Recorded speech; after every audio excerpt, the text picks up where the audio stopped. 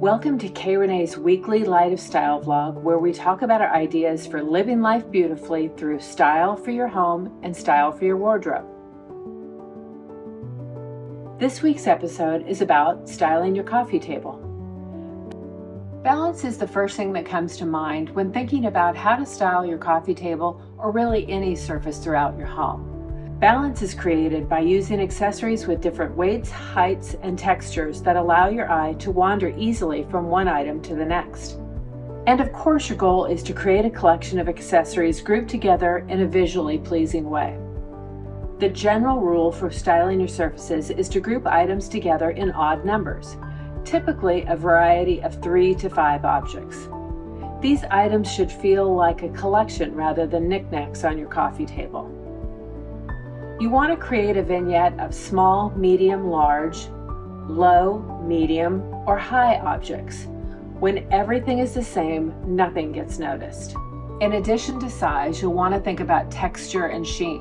For example, something textured next to something smooth, metallic next to matte, and so on. Styling a console is really no different than styling a cocktail table.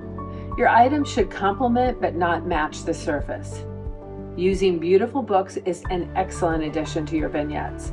They can be open to the illustrations or used to gain a bit of height for smaller accessories. Using trays or bowls is both practical and stylish. They're a fabulous way to contain smaller items that might feel out of place, and they also help add structure to your surface. One of the fantastic services that we provide is styling these surfaces when we're installing case goods and upholstery into a home. Your room will only feel complete with all these important finishing touches.